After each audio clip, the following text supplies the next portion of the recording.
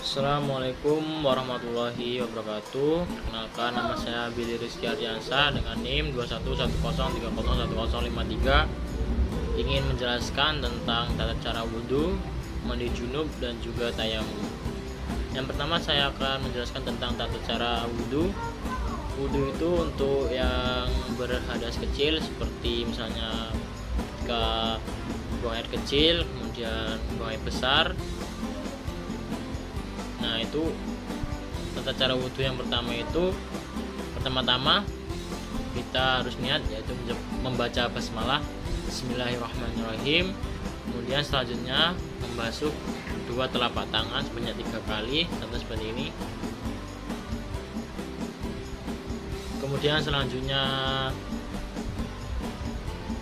berkumur-kumur sebanyak 3 kali, contoh seperti ini.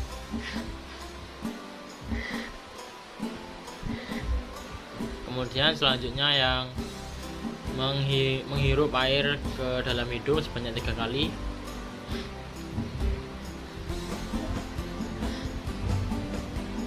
Kemudian yang selanjutnya yaitu membasuh muka sebanyak 3 kali. Ini.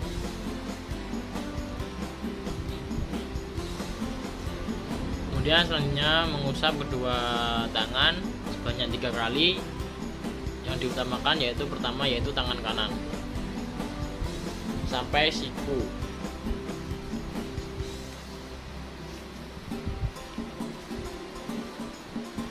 Kemudian yang selanjutnya membasuh kepala serta telinga sebanyak 1 kali. Seperti ini. Kemudian yang terakhir yaitu kaki, membasuh kedua kaki dari sampai ini sampai ke mata kaki. Gunakan untuk tangan kanan. Nah, yang selanjutnya itu kita harus membaca doa sesudah berwudu. Bismillahirrahmanirrahim. Asyhadu an la ilaha illallah wa asyhadu anna Muhammadan abduhu wa rasuluh. Ya, selanjutnya saya akan membahas tentang mandi junub. Di sini mandi junub ini untuk orang yang baru masuk Islam, kemudian orang yang habis berhubungan suami istri, kemudian keluarnya sperma, kemudian haid dan juga nifas. Tata cara mandi junub ini yang pertama-tama yaitu niat membaca basmalah, yaitu Bismillahirrahmanirrahim. Kemudian selanjutnya membasuh kedua telapak tangan. Kemudian yang selanjutnya itu mencuci kemaluan dengan menggunakan tangan kiri. Kemudian setelah itu kita berwudu seperti kita wudu mau sholat. Kemudian setelah berwudu kita kemudian mencuci kepala sampai ke seluruh badan dengan bersih dan tidak ada yang tidak dicuci. Kemudian yang terakhir yaitu membasuh kaki. Ya, yang selanjutnya saya akan menjelaskan tentang tayamum, yang dimana tayamum ini dilakukan bila tidak ada air, dan metodenya itu yaitu berupa tanah dan debu. Jadi tata cara tayamum yang pertama yaitu membaca niat dengan basmalah Bismillahirrahmanirrahim. Yang selanjutnya itu meletakkan kedua telapak tangan ke tanah ataupun ke bagian yang berdebu, misalnya kita ke tanah ya. Kemudian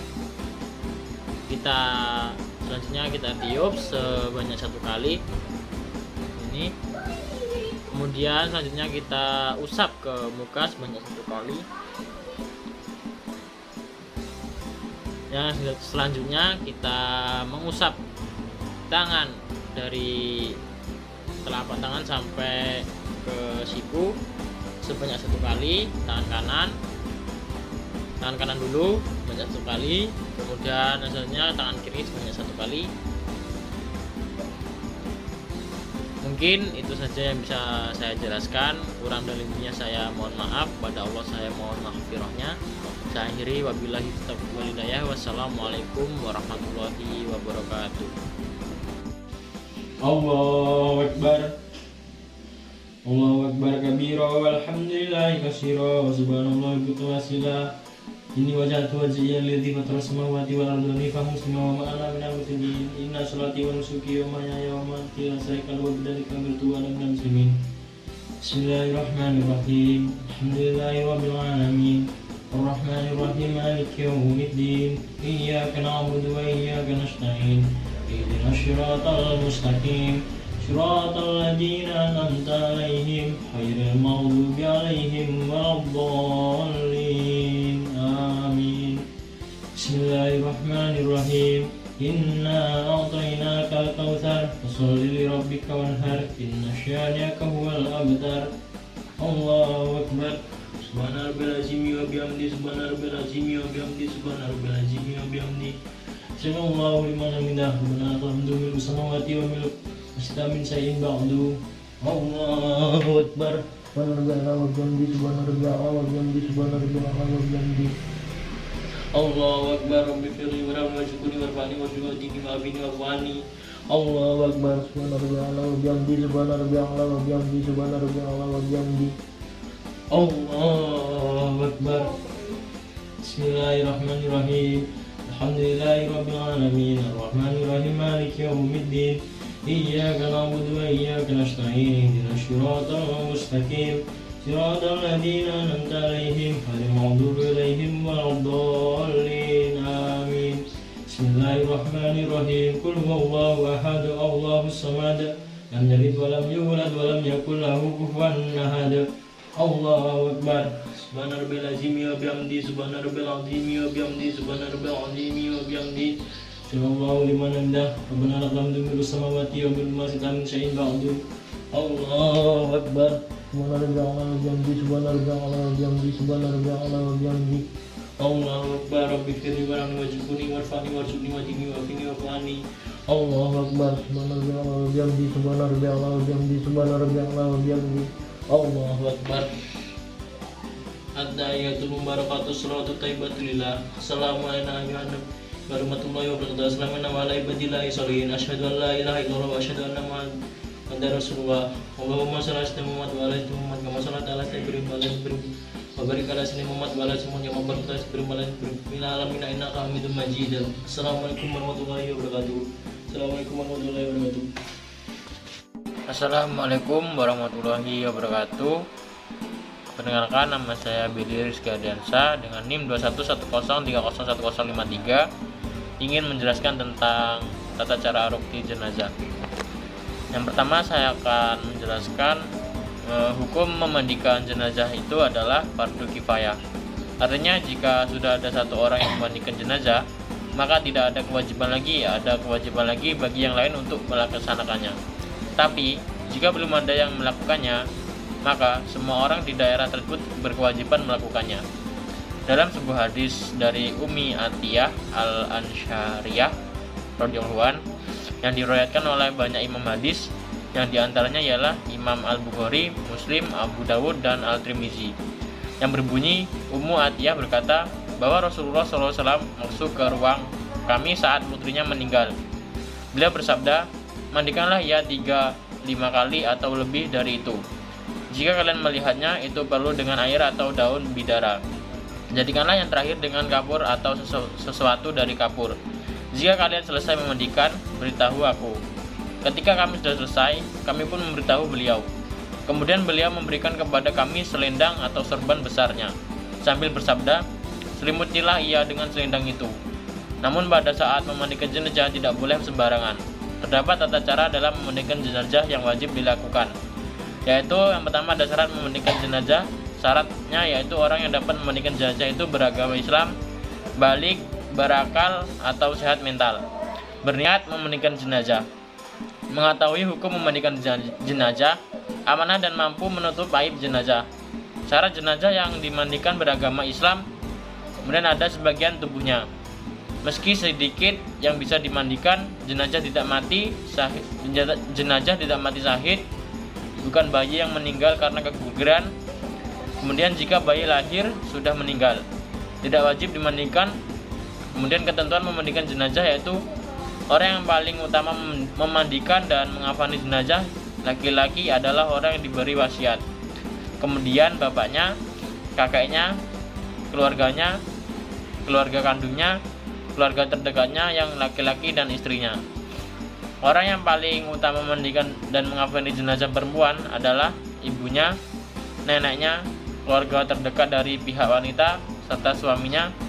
Kemudian yang memandikan jenazah anak laki-laki boleh perempuan. Sebaliknya, untuk jenazah anak perempuan boleh laki-laki yang memandikannya.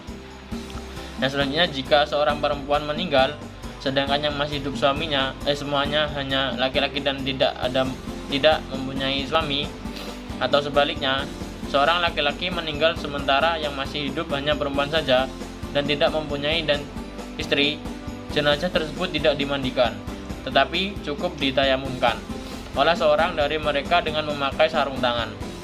Kemudian perlengkapan wajib untuk memandikan yaitu air bersih untuk memandikan jenazah, sabun, air yang diberi bubuk kapur barus, dan wangi-wangian tanpa alkohol.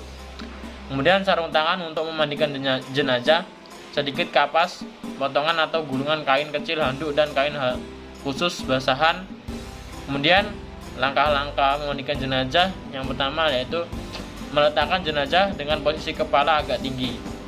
Kemudian orang yang memandikan jenazah hendaknya memakai sarung tangan. Kemudian ambil kain penutup dari jenazah dan ganti dengan kain basahan agar auratnya tidak terlihat. Setelah itu bersihkan dengan menggosok lembut giginya. Kemudian lubang hidung, lubang telinga, celah ketiaknya, celah jari tangan dan kaki serta rambutnya. Kemudian bersihkan kotoran jenazah baik yang keluar dari depan maupun dari belakang terlebih dahulunya. Kemudian caranya, tekan perutnya perlahan-lahan supaya kotoran yang ada di dalam keluar. Kemudian siram atau basuh seluruh anggota tubuh jenazah dengan air sabun. Kemudian siram atau basuh dari kepala hingga ujung kaki dengan air bersih. Kemudian siram sebelah kanan dulu, lalu kiri masing-masing 3 kali. Kemudian memiringkan jenazah ke kiri, basuh bagian lambung kanan sebelah belakang. Kemudian memiringkan jenazah ke kanan, basuh bagian lambung kirinya sebelah belakang.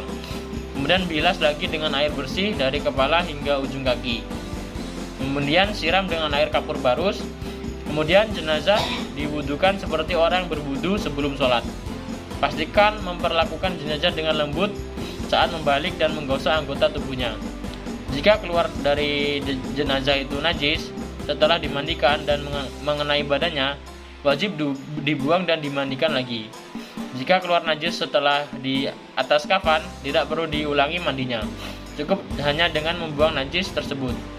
Bagi jenazah wanita, sanggul rambutnya harus dilepas dan dibiarkan terurai ke belakang. Kemudian setelah disiram dan dibersihkan, lalu dikeringkan dengan handuk dan dikepang. Kemudian keringkan tubuh jenazah setelah dimandikan dengan handuk sehingga tidak membasahi kain kafannya. Selesai memandikan jenazah, berilah wangi-wangian yang tidak mengandung alkohol sebelum dikafani menggunakan air kapur barus. Baik, selanjutnya saya akan menjelaskan tentang tata cara mengkafani jenazah laki-laki dan perempuan. Yang dimana pada mengkafani jenazah laki-laki, yang pertama itu benangkan 3 lembar kain kafan yang telah dipotong sesuai ukuran jenazah. Kemudian susun dengan meletakkan kain paling lebar di bagian paling bawah. Kemudian tetapi jika kain memiliki lebar yang sama, maka geser kain yang di tengah sedikit ke kanan dan yang paling atas sedikit ke kiri, atau bisa juga sebaliknya. Kemudian yang kedua, berikan wewangian sebanyak 3 kali pada kain kafan sesuai sunnah Rasul. Yang ketiga, siapkan 3-5 utas nali, kemudian letakkan tempat di bawah kain pada lapisan paling bawah. Kemudian 4, persiapkan kafan yang sudah beri wewangian untuk diletakkan di bagian anggota tertentu nanti, antara lain sebagaimana berikut. Bagian manfaat atau lubang terus, antara lain kedua mata, hidung, kedua telinga, dan kemaluan bagian anggota sujud, antara lain dahi, kedua telapak tangan, kedua lutut, dan jari-jari kedua kaki. Anggota yang tersembunyi dan persendian antara lain ketiak, belakang kedua lutut dan belakang kedua lutut dan belakang kedua telinga. Kemudian setelah kain kafan siap seperti anjuran sebelumnya, maka angkat jenazah secara hati-hati, lalu baringkan di atas kain kafan, tutup bagian anggota badan tertentu, lalu selimutkan kain kafan selembar demi selembar, dimulai dari kain yang paling atas hingga yang paling bawah, lalu ikat dengan tali-tali yang telah disiapkan di bawahnya.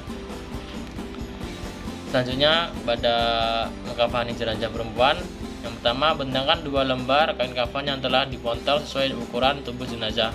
Lalu letakkan kain sarung tempat pada badan atas antara pusar dan kedua lututnya. Yang kedua, persiapkan baju kurung dan kerudung. Kemudian sediakan 3-5 utas tali dan letakkan di paling bawah kain kafan. Yang keempat, sediakan kapas yang telah diberikan wangian yang nanti diletakkan pada anggota badan tertentu.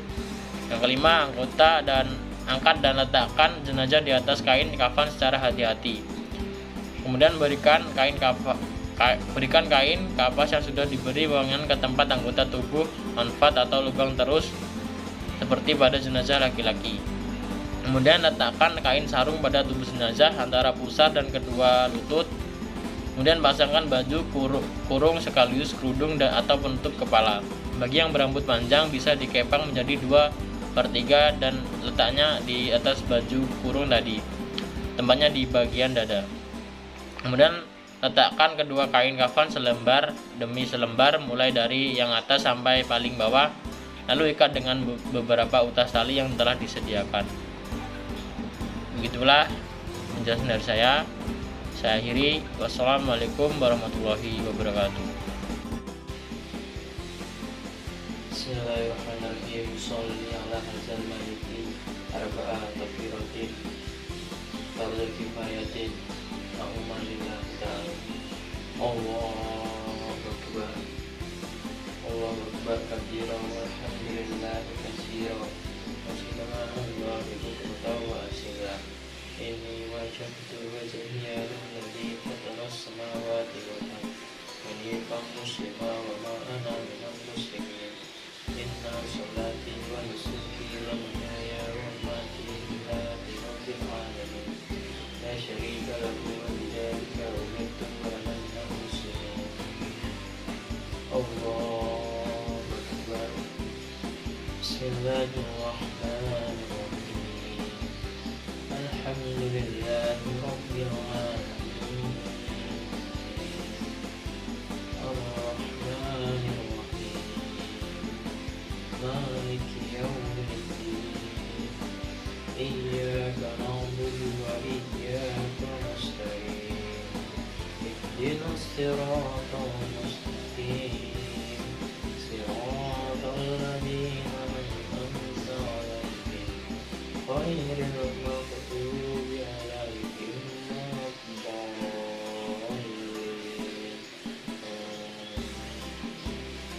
Allahu akbar.